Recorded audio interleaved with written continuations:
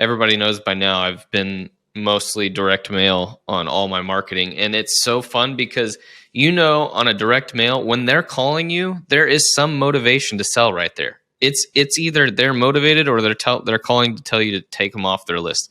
Those are the two responses. If they did not have any level of interest in selling, they would not call you. If your phone rings from a postcard, it's like, that is a warm lead. That is an opportunity to capitalize and get there and lock up a deal. The DealMachine REI Podcast. Everything you need to know to get started in real estate investing.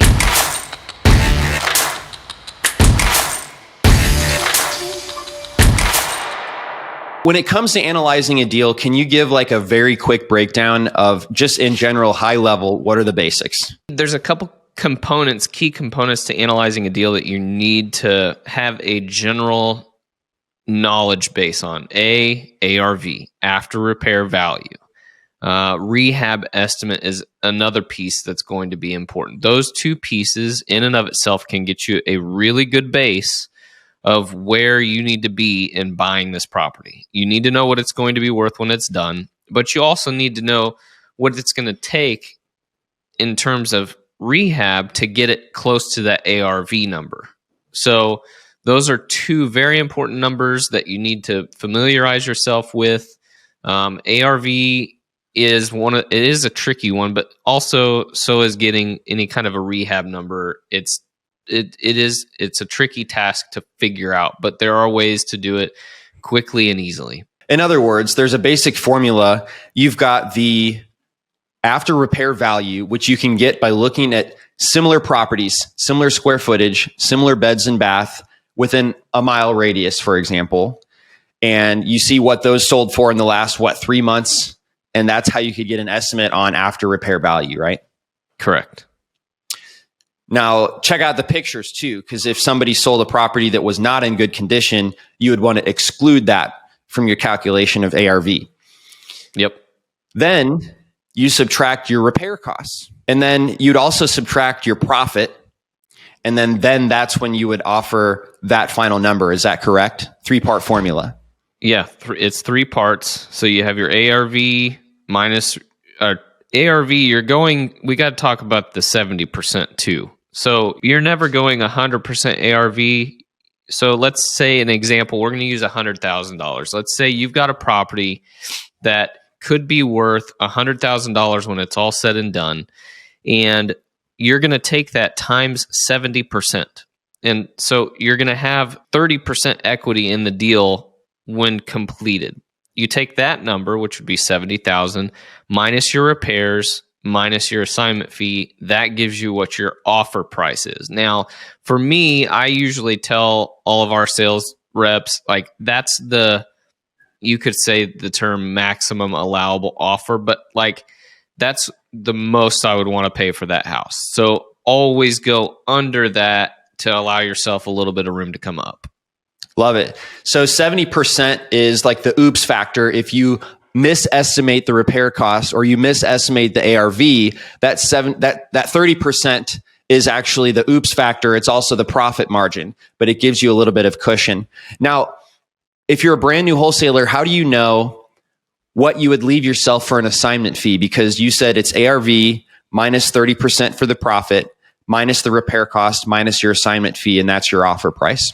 Yeah, your assignment fee can vary. When I first started doing this, the assignment fee, what I knew of the assignment fee was just $5,000. Just put $5,000 on for your assignment fee. As I have evolved in this business, I have learned that the assignment fee can literally be anything. Like we've done deals for 5, 10, 15, 20, 25,000. It really depends on what margin you have left. If you have a house that is $100,000 house and it needs $5,000 in repairs, you know that you've got a lot of wiggle room here. Now, I'll give you this story. Everybody likes to hear stories. I like to tell them. So I had a house it was downtown St. Joe. When I walked up to this house as a postcard lead, of course, guy calls, got a postcard from you, and I immediately go out and I look at the house. As I'm parked in the street. The old man is sitting there sweeping the sidewalk. And immediately I'm like, man, this guy's taking care of this house. He's meticulous enough to sweep the sidewalks. We're probably going to be very far apart on price. Then I go inside, and the house is literally immaculate. I imagined my grandma's house just being perfectly clean and spotless everywhere. New countertops, new cabinets, new stove, new fridge. I'm just like, there's no way I'm going to be able to pull this off. I asked the guy, I'm like, how much are you wanting to get out of this property? And the shock and awe happens. If a guy would offer me $14,000 for this, I'd be happy. No way. You just asked him how much would you want? Yeah, I immediately ran out to the truck. I grabbed a contract. I filled out all the information, the purchase price, and I told him, I'm like, let's go to title today and let's close this today. And it actually ended up being the next day that we closed. But in less than 24 hours, I made my offer, or he essentially gave me the offer of $14,000. This house appraised at $67,000. So those are the types of situations. It's like the house didn't need anything. I immediately rented it out for $725 a month upon buying it. Didn't need to do anything. Didn't need anything at all. Why did he actually want to get rid of it? So this was his house like growing up, and he had kept it and had maintained it and kept it nice. He said he wanted to rent it out, but he was 90 years old. The idea of trying to rent a property to somebody became too daunting for him, so he just wanted to sell it. And 14 was what he had paid for it when he originally got it. So I'm like, oh wow, that's crazy. Okay. He could have easily said a completely higher number and it would have still been a great deal. But it's just one of those situations. It's like you kind of want to ask first. And I don't necessarily subscribe to the idea of the first person to throw out a number loses. I don't necessarily believe that's true. But I definitely think that it gives you an idea of where you need to be with your offer. That's so often the proposition is, hey, we may not be the highest price, and I've even said this, but I can offer you speed and convenience. If you're wanting to settle debts on your parents' estate in the next 30 days because some of those are coming due, I'm going to be your guy. I can definitely close this house within 15 days. And here's how. What's interesting is this guy was so eager to sell. And that's actually my favorite part about using direct mail, by the way, because you said he responded to a postcard, is I get very energized by that. I don't like to be told no. And when you cold call or door knock, you get told no a lot of times. And I love that direct mail, when somebody's calling you, it's typically just, hey, take me off your list, please. Or, hey, can you give me an offer? I'm really interested. And so the ratios of yeses to nos from direct mail is always higher yeses to me. And I like that. Yeah, I agree. Everybody knows by now I've been mostly direct mail on all my marketing. And it's so fun because, on a direct mail, when they're calling you, there is some motivation to sell right there. It's either they're motivated or they're calling to tell you to take them off their list. Those are the two responses. If they did not have any level of interest in selling, they would not call you, period. So if your phone rings from a postcard, it's like, that is a warm lead. That is an opportunity to capitalize and get there and lock up a deal. So knowing quickly how to analyze a deal and knowing how to get to your number point is very important if you want to lock up that deal then, which who doesn't want to lock up a deal right at the moment that you're there? Like, that is the one time that you have their undivided attention. If they say yes to something, get it done.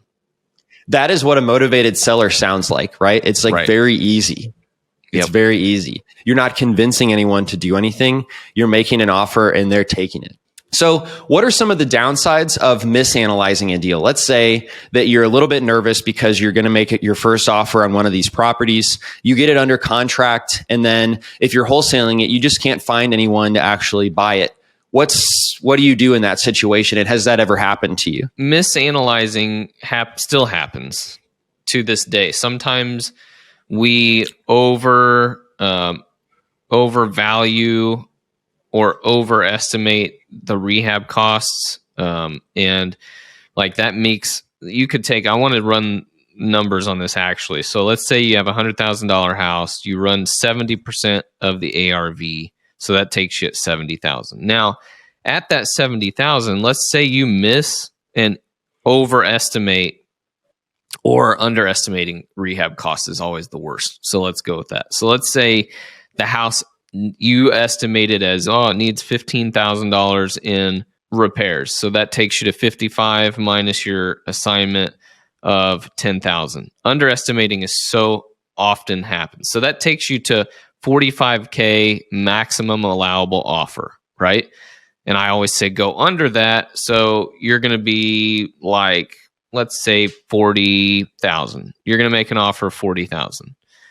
They might actually take that. You want to know why they're going to take that? Because they know that it needs more work than what you're saying. So the reality, you locked up a deal too high because you underestimated your repairs. So if you found a way to estimate your repair costs accurately, and you're starting out at 70,000, and this house actually needs 35,000 instead of 15, minus your $10,000 assignment, your offer price looks significantly different.